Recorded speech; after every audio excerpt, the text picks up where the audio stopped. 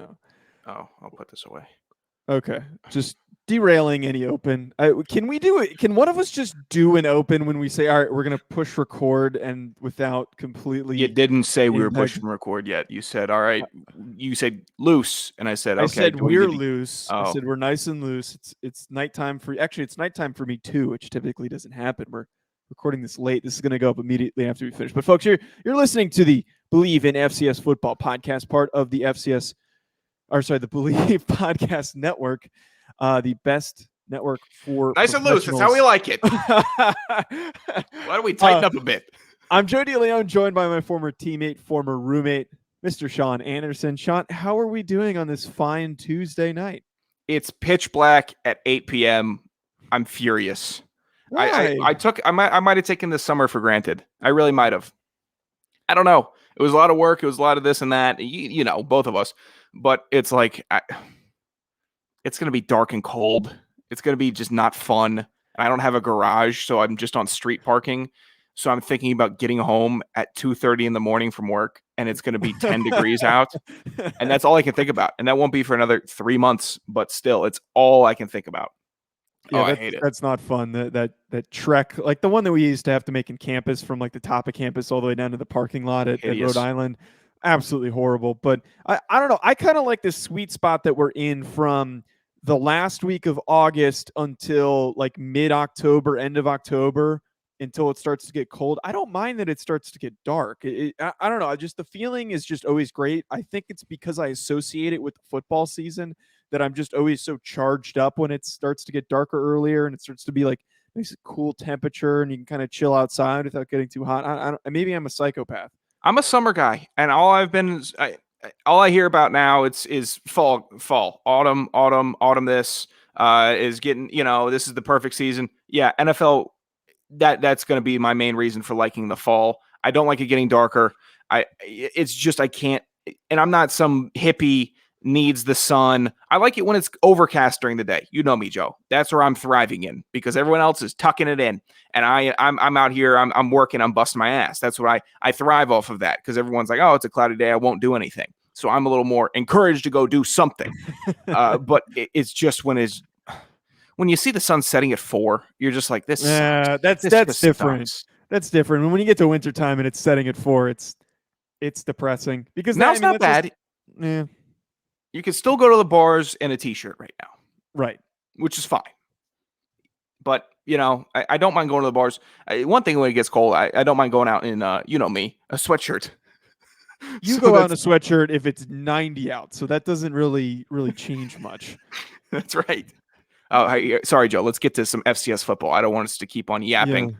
Yeah, apparently we ramble according to a commenter on YouTube. Jackass. I don't know if that's Sean, can you provide our listeners really quickly with some betting information? Why not? For your boy, Hot Streak Sean is what I'm going to call myself. We're back and better than ever. All eyes are on the gridiron. His teams are back on for another football season. I'm skipping that first line next time.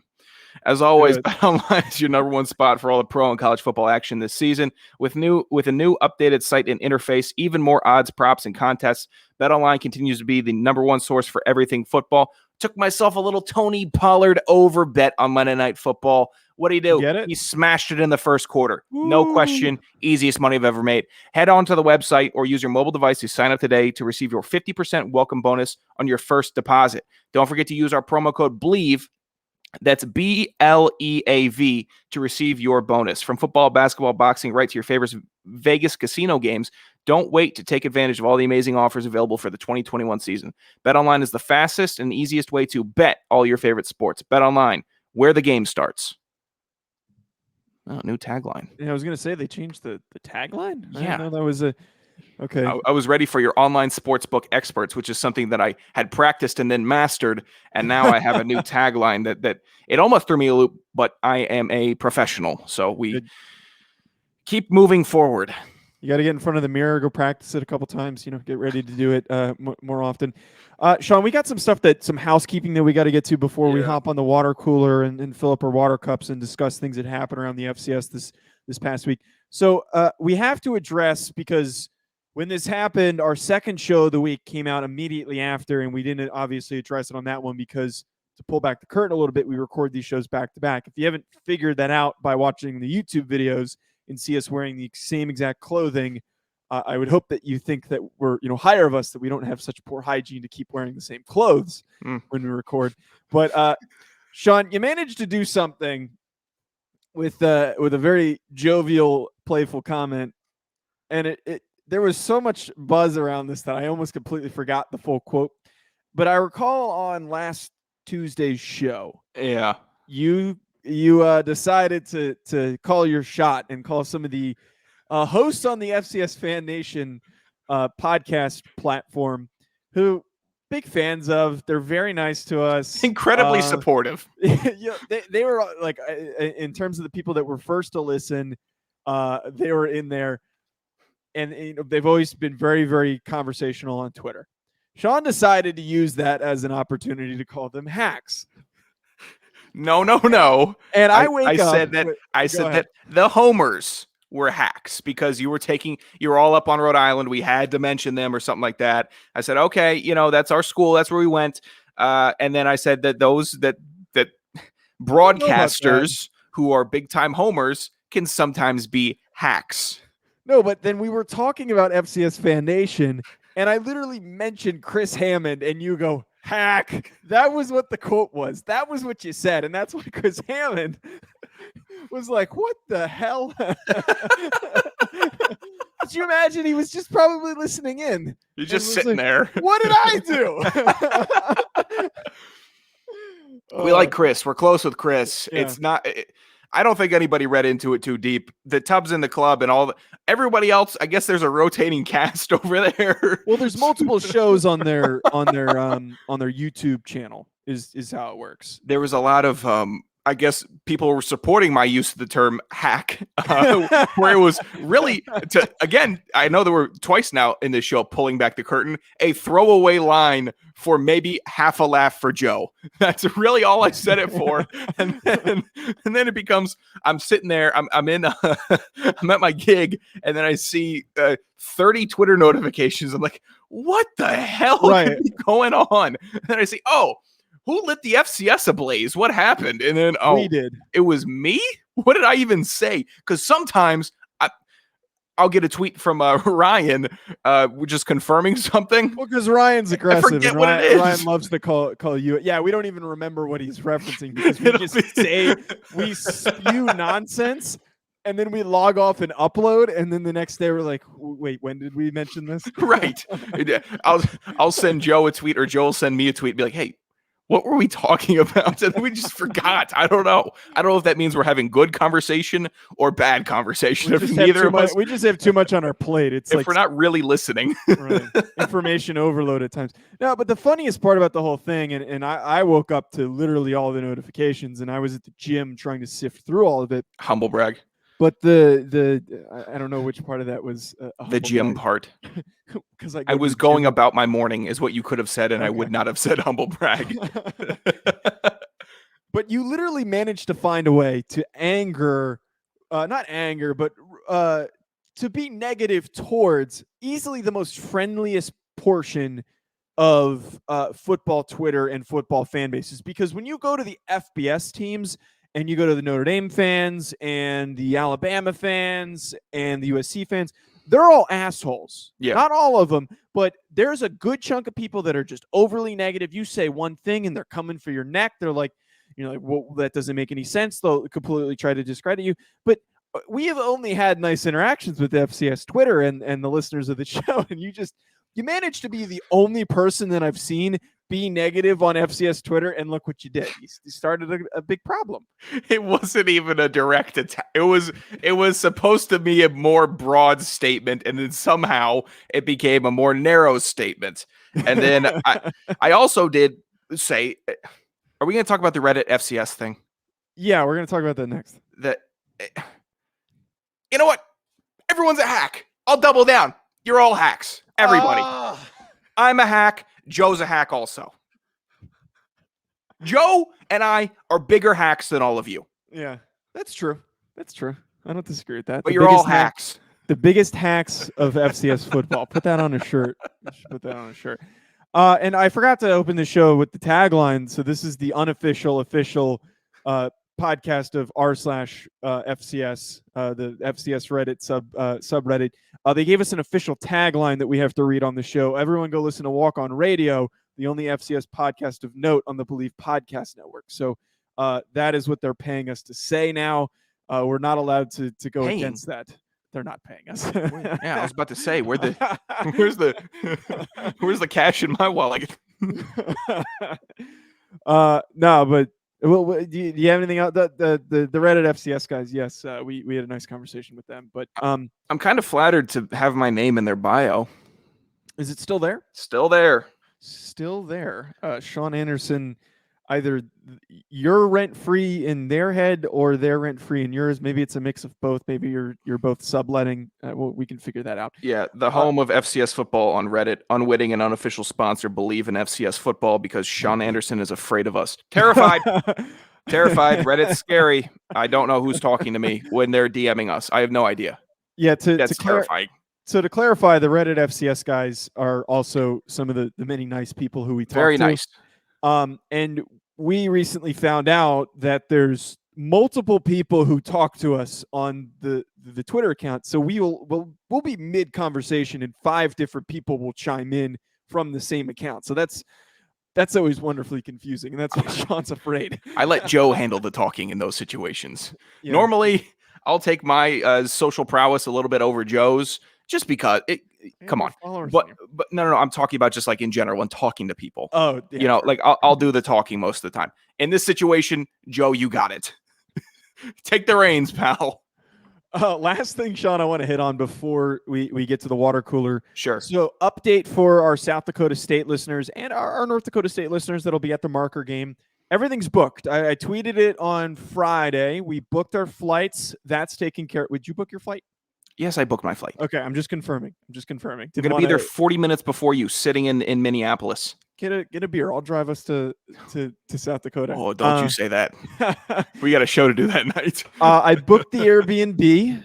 It's going to be a fun experience. Fair warning to the host of our Airbnb that we are probably going to be loud just because that's who Sean and I are. Sean also has to Venmo me for half of that. Thank you, Sean. But send me the request, homie. I'll send you the request. We're all locked in though.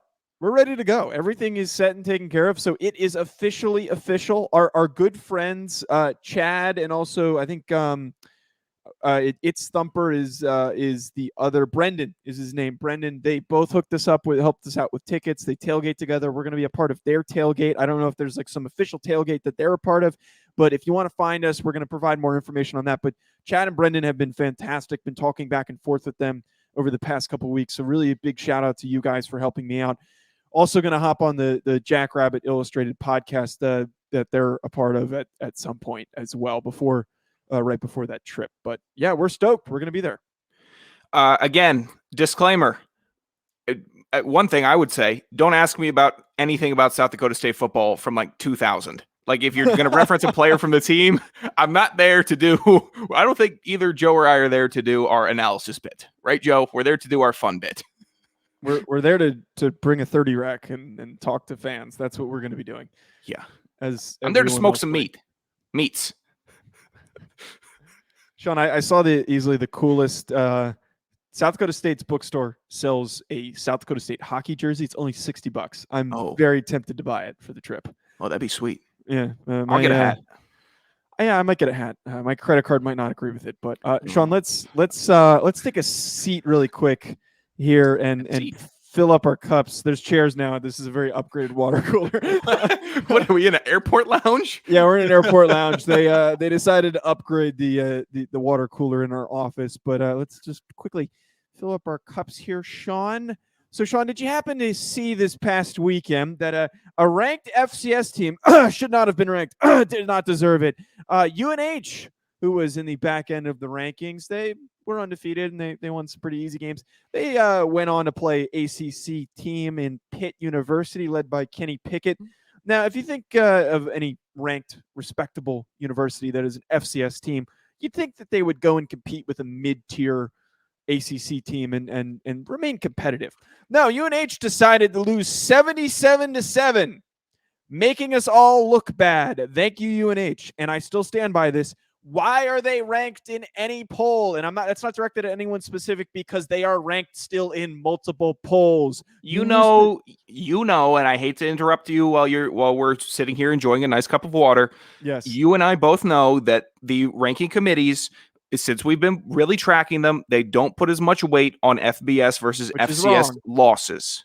If it's a close loss, it should help you. If it is a blowout of a reasonable number, it shouldn't affect anything. But if you lose by 70, you should not be in the rankings if you're in the back end of the rankings. Just for context, Sean and I played Virginia Tech our senior year, and we were a 2-win football team. We were bad. We were not a good football team. We played Virginia Tech close. That Virginia Tech team had Caleb Farley and also Christian Darasaw on it. So you're telling me that Pitt is that much better than a ranked FCS team? I don't think so. Okay, Joe. Well, why don't you cool down with your sip of water? I will say this. Our good friends at the Blue Hose were up 23-7 in the first quarter against Dayton, only to allow 28 unanswered and lose 63-43 in an absolute blowout game. I mean, we saw a major scoring game between Dayton and the Blue Hose. But I don't know what Presbyterian. I don't feel like you don't know who the Blue Hose is, but we're working through. Come on, man. Hey, Heffley almost made fat stats. He almost made fat stats. No, but Presbyterian has easily the most bizarre season of college football, where they put like 70 up on 2 just no-name nonsense schools that aren't even Division I or even a part of anything, and then. I don't know what to make of last week. That is astronomical to be up by that much and then allow that many points and lose to 63-43. Very good job, fellas. Well, they also got beaten down by Campbell. Yeah, that was the week before. So they're all messed up. I guess they're just going to take their wins by beating non-FCS teams. I guess they're not going to take it by playing defense against FCS teams. That's for sure. Sean, did you happen to hear that Texas A&M Commerce is going to be joining the Southland? We're getting a new FCS team. Claps to them. A Division II powerhouse is going to be an FCS team. I did. I believe it was last year or the year before we got LIU and Tarleton. Was that last year? And Merrimack. Anthony Thomas and Dixie State. Okay, freaking braggart. I had 2 pulls there. Pretty good for your boy off the top of his head. It's true. You struggle with that. I do.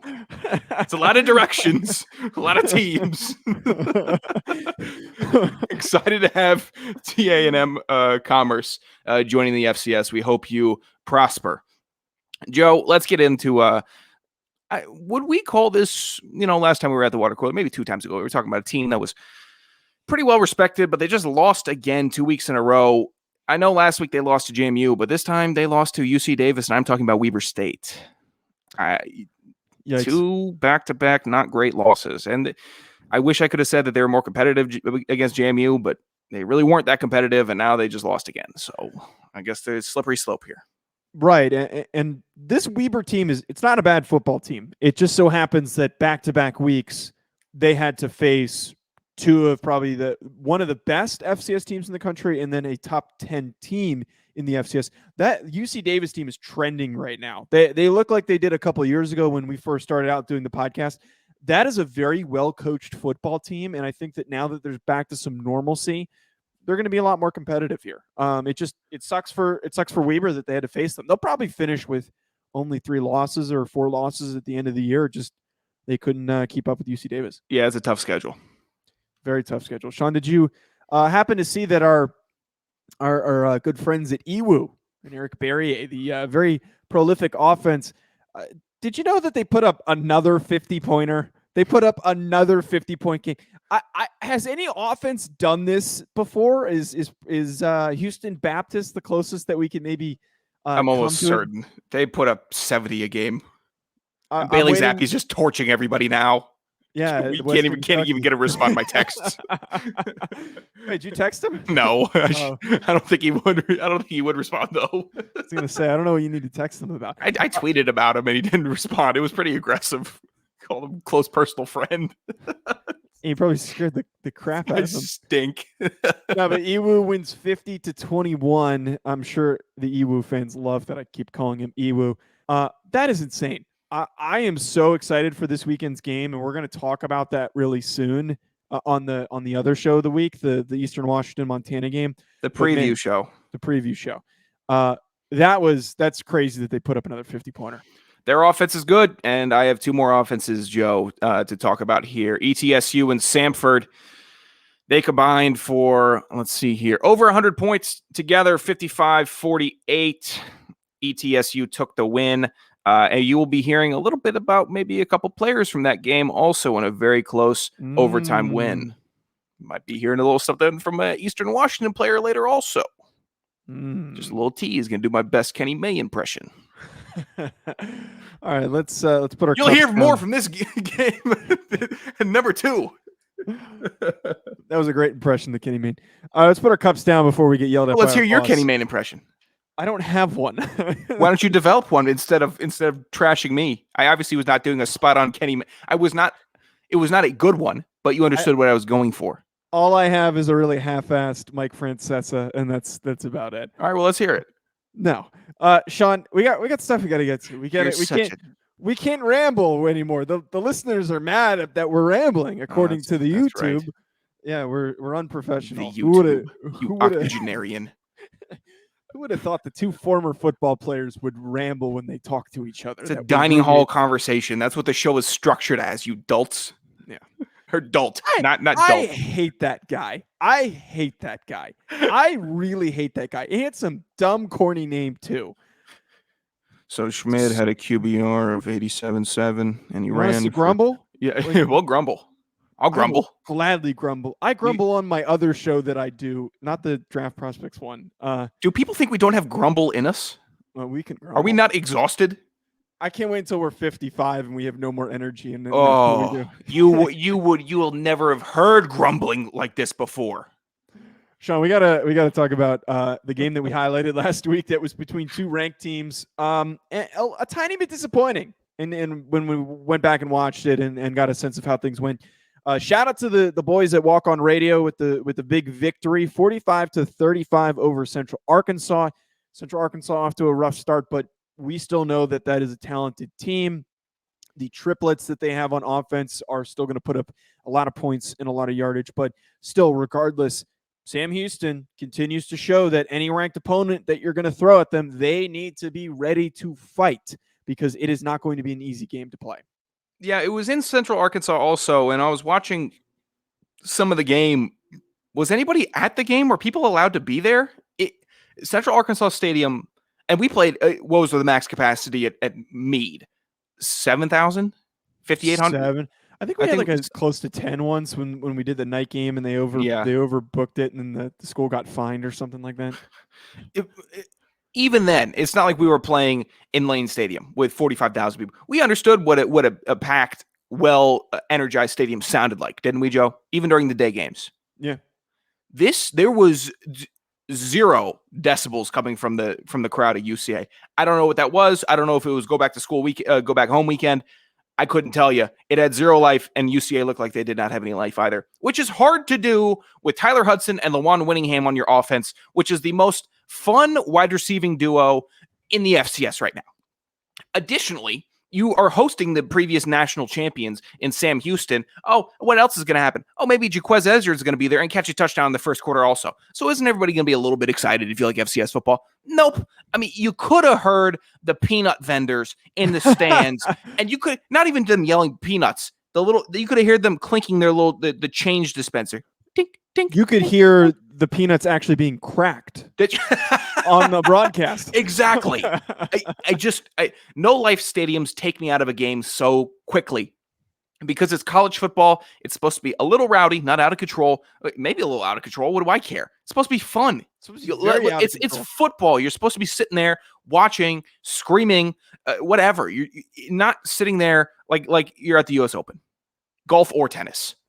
Right. Doesn't matter. It felt like separate from the lack of energy from the stadium and also not to mention from Central Arkansas, it seemed you could really tell that Sam Houston just had an obvious early edge, and they didn't let go. There's no home field advantage for UCA. How could you be more comfortable in an opposition's territory? How could you be more comfortable playing an away game? Yeah. You couldn't.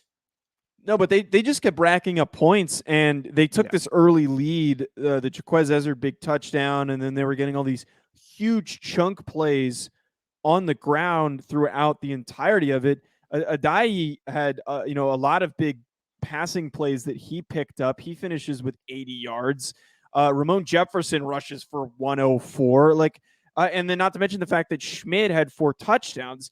That offense for Sam Houston understandably was facing a pretty weak Central Arkansas defense. That was what we talked about, is that Central Arkansas needs to, not break entirely. And I saw literally no effort almost defensively, to the point where they were just running right through them. And as talented as that offensive group is, they put up 35 points, and that might be one of the highest scoring totals we see allowed by Sam Houston before the playoffs up until the end of the season. Props to the offense, but you got to stop them on a couple drives to make it a 1-score football game. And I think I said this on the last show. If this is a 1-score football game, Central Arkansas, if they end up with the ball in a 2-minute drill, I'm betting on them to score on that drive. But they couldn't keep it close enough in striking range. They didn't have any stops. Yeah, Hudson, 11 catches, 181 and 2 touchdowns. Didn't make fat stats, but I'll put him in there just as an honorable mention. Winningham, 5 catches, 49 and a touchdown.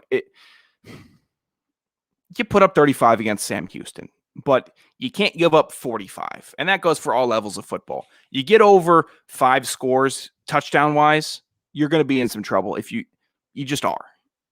Fine. It's frustrating. It's frustrating because I feel like if there was more life in the stadium, more life from the fans, if people showed up to the game, maybe it was sold out. I couldn't tell. But UCA had a shot. They had a chance. It came out lifeless. Yeah, lifeless is a simple way to put it, but lifeless is definitely one way to describe it. The overall lack of defense, disappointing, and hopefully we actually get some tests from this for the Sam Houston team, so we can get a better gauge of what they're capable of, as we've already gotten some tests for some of these other top-ranked teams. Sean, let's wrap up today's show with we've got fat stats, and you've managed to put together a list of like 20 dudes. I'm going to let you do. Are we going to alternate, or are you just going to rip through them like a maniac like last time? Why would we rip? Why would we alternate? I don't know. You do your thing. No, let's alternate. Okay, fine. Go. I'll start. Georgetown. Why are you no-selling fat stats yet again? I'm trying to give more exposure to more players that had great stat lines. You want me to go back to 2? No. Is this going to eat up too much time? Is 28 minutes too much for you in the show so far? Do it. Do it. Georgetown wide receiver Cameron Creighton, 8 catches, 190 yards, 1 touchdown. Pretty fat for a wide receiver. After that, VMI running back Corey Briddy. Is it Briddy or Bridey? 22 rushes, 171 rushing, and 2 touchdowns. Oh, you got a Davis Cheek shout out on here. Oh, did I? Maybe I was going to get to that while you were stumbling and bumbling. Elon quarterback. Screw you. 36 for 54, 403 yards and 3 touchdowns. We have not shown, I guess, Davis Cheek enough love. Maybe that's why Tyler Cheek has stopped interacting with us. It is what it is. We're trying to get more of our P1s back on our side, I guess. He had a good statistical day, even though they lost to William & Mary. This one's pretty interesting. I don't know what circumstance you need to throw 73 freaking passes. Yeah. But Samford quarterback Liam Welch threw 56 for 73. That man's arm must have been falling off by the time he got to the locker room, unless he was just throwing screen passes the whole game. 582 yards, but he only throws for 3 touchdowns and 1 interception. That's still stupid. He's almost 600 yards. 73 attempts is a fat enough stat as it is. ETSU's running back Quay Holmes. I guess we have talked about him in the preview shows also. 24 rushes, 168 yards, and 2 touchdowns versus Samford this last week. Holy crap, Isaiah Fonzie, have a day. Montana State running back, 30 rushes, 271, and then 1 touchdown. That is 9 yards a clip. Holy crap. I'm thinking if it was 271 or 221. I don't think I could have typoed 221. Here, let me just make sure. I'll read the next one. Southeastern Missouri State, SEMO running back Geno Hess, 25 rushes, 205 yards, and 3 touchdowns. Sean, did you get it? I'm 217, not 271 for Fonzie. Oh, that's an error. 217 is still pretty fat, though. Hey, Joe. To think somebody pays you to be their producer. We can't even produce our own show. Let's close it out here. Eastern Washington quarterback Eric Barriere, again, back-to-back, friend of the show, back-to-back fat stat appearances. He is, I will say this right now, the front runner for the fat of the year. It's not even close. Ren Heffley, I know. But we go through it all. And quality wins, quality opponents, all that stuff. We kind of do a mid-2000s CFB rankings, all that stuff for the playoff and the bowls. But we have to give proper credit where credit is due. Eric Barriere easily leading the pack this last week. 30 for 43 passing, 518 yards, and 4 touchdowns, 0 interceptions. Mr. Barriere, you are a stud, and you have incredibly fat stats. I don't even have anything to follow up. How could you? I can't add anything. He just keeps on throwing 500 yards game after game. I'm afraid to look at his season total because he's probably already over 30 passing touchdowns if I'm just guessing off the top of my head. He's got to be. He's got to be. Wait, Eric Barriere. Oh, God, I can't type. I bet I get it before you here. Why is it basketball? Basketball? I don't think he plays basketball. This man is going to win the Walter Payton, by the way. So in 2021, he has thrown that's not right. 1,698 yards and 16 touchdowns. Oh, wait, and this does include the Southern Utah game. That is ungodly. Pray for any team that has to face him, which is going to be Montana this week, which we are about to talk about. Sean, you got anything before I close this out? Our Twitters, mine is at Sanderson Radio. Joe's is at Joe DeLeone. You can always reach out to us. I already forgot that I called everybody a hack again already this episode, so I'm sure on a roll. I'm sure we'll be ready for it tomorrow. But that's where you can reach us at if you want to talk FCS football. If you want to call us hacks, whatever you please. And then if you're listening on Apple Podcasts, 5-star rating, nice little review, subscribe, all that would be a big help. And you can also listen to us at Bleav.com. That's BLEAV.com. And if you don't like the cut of our jib, there's literally 300 other shows that you might like. I'm not exaggerating. There's 300 other podcasts. 400. 400? I think we're at 400. I don't know. I got to check if that's active or not. I think we're at 400. Let's call it 350. You can do a podcast a day for a year. You'll find one that you like. So we got Deshaun Jackson's podcast. We got Adam Pac-Man Jones and Solomon Wilcox talking about the Bengals. Ike Taylor talks about the Steelers. The lineup Carl Banks talking about the Giants. The lineup that we have put together is stupid, and I literally do not see a single other platform that has as many former athletes as we do. Like Blue Wire, they got a couple, you get Chris Carter and Greg Olson. They got a couple, verified people here or there. And obviously they got their investment, but Bleav is coming for their neck. And I can promise you that. That's a great note to end on. Go Bleav. Do you believe? Thank you.